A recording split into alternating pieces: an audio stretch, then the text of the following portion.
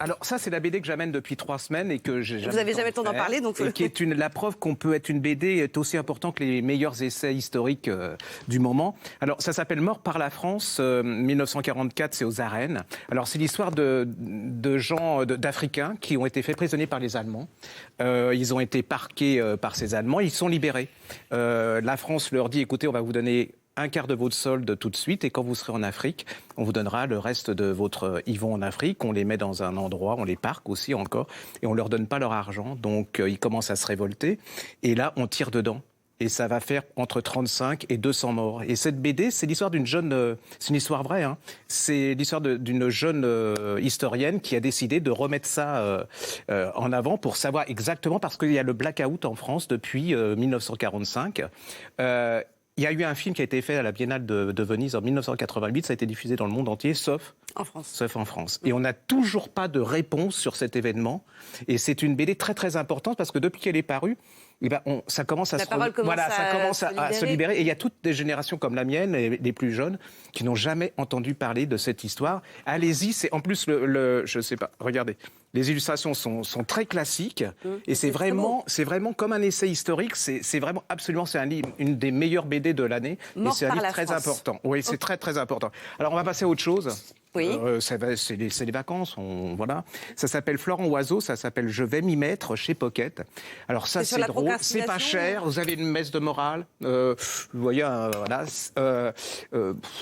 il fait pas beau, vous savez pas quoi faire, et ben là vous lisez ça, c'est l'histoire de Fred, c'est un glandeur. Et alors lui, il est au chômage depuis des années. Alors lui, ce qu'il aime, c'est manger des petites saucisses rouges, boire un bon verre et regarder Sophie Davant à la télé jusqu'à... C'est un bon programme, hein. Mais le problème, c'est qu'on arrive à ses fins de droit. Hein. Le sexe, c'est pas son truc parce que c'est trop fatigant. Et alors, il se dit, il faut que je m'y mette. Alors, il va essayer. Il va lui arriver plein de trucs. Alors, pour quelqu'un qui est pas forcément le sexe, il va finir proxénète en Espagne. Il va lui arriver absolument plein de trucs. C'est hyper drôle, c'est fin et tout. Et en plus, c'est sous couvert de l'humour. C'est l'histoire de notre génération, de ces générations. Non, il est en train de le piquer, David. Oui. Je vais savoir qui est l'artiste qui a fait la couverture. C'est de la bonne peinture. Ouais, c'est l'histoire d'une génération comme la nouvelle génération où il y a le chômage qui est toujours là et il s'y complaise pas, mais il y a un moment où on est complètement désespéré. Mais c'est très très drôle et vous ressortez de là-dedans, vous avez éclaté de rire, c'est une merveille. Ce sera gentil de nous le prêter après, David. C'est Nigel Van Dijk qui a fait la couverture. Voilà. Non mais c'est très très joli, c'est comme le livre, hein, c'est efficace. Un dernier livre, allez. Ouais, alors ça c'est complètement autre chose, c'est Étienne Barillet, c'est Dans Khartoum assiégé, c'est chez Phébus.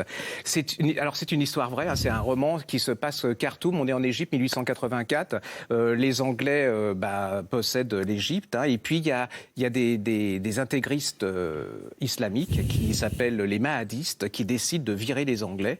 C'est le siège de Khartoum.